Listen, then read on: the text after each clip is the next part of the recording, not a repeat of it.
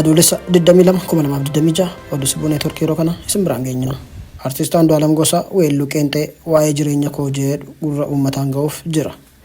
Andu'aalem Gosaa waggaa tokko dura du'a jaalallee isaa Qananii Addunyaan shakkamee dhimmi isaa seeraan ilaalamaa turuun isaa kan yaadatamudha. Erga jaalallee isaa Qananiif biraa du'aan dhabee hojii jalqabaa kanaan uummatatti ittiin ba'uuf jira. Mata dureen weelluu isaa ittiin as ba'uuf jedhu waa'ee jireenya koo kan jedhu yoo ta'u, weellee qeenxeedha.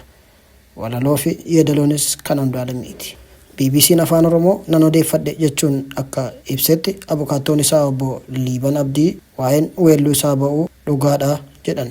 Waa'ee jireenya koo kan jedhu kiliippii tokko gadhiisuuf sochii irra jiraachuu himan. Weelluun kun yoom ba'a jechuun kan BBC'n gaafates gidduu kana uummata biraan ga'uuf jira jedhan. Qabiyyeen weelluu sanaas waa'ee jireenya weellisaa Andu'aalemii fi waa'ee jaalallee isaa duraanii Qananii Addunyaa waan ibsu of keessaa qaba jedhameera. Qananiin akka lakkoofsa Itoophiyaatti eebila 1 bara 2017 gara barii sa'aatii 10tti mana ishee keessaa mana jala gama kutaa nyaata qopheessanii jiruun gamoo 5ffaarraa kufuu poolisiin ibsee ture.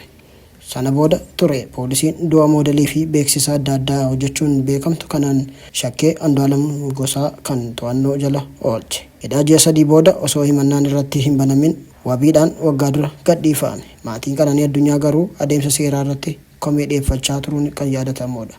Artiist Andu'aalem Gosaa jalqabuma shamarree Qananii erga du'uun ishee ibsamee booda du'a ishee keessaa harka akka hin qabne waakkataa ture.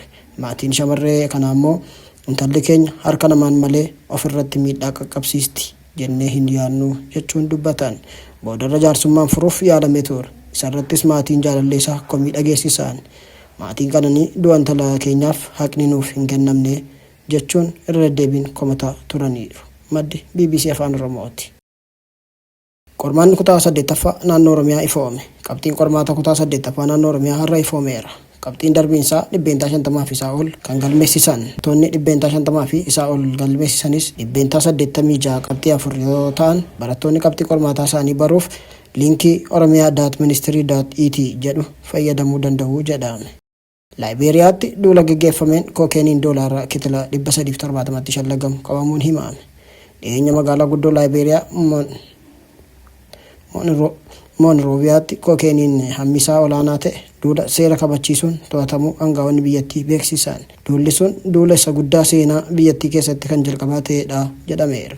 Ajajaa olaanaa poolisii Girigoorii Kolmaan BBC'tti akka himanitti qorannoon foorensiikii meeshaaleen sunneen kookeenii ta'uu mirkaneessuu himan. Gabaa ammaatti immoo doolaara kitila 370tti shallagamaa jedhan.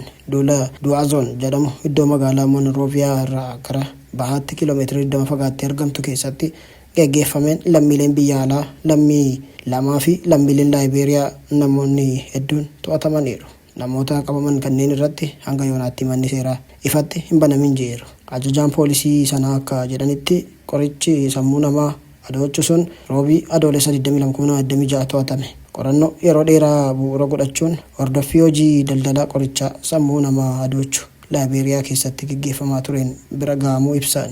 Bara 2018 fi 23 Laayibeeriyaa keessatti daddabarsii fi geejjibni qoricha sammuu namaa adoochuu bal'inaan mul'achaa ture. Waggaa tokkoo fi walakkaa as hordoffii irra turre. Kunis bu'aa opereeshinii sanaatii jedhan Kolmaan.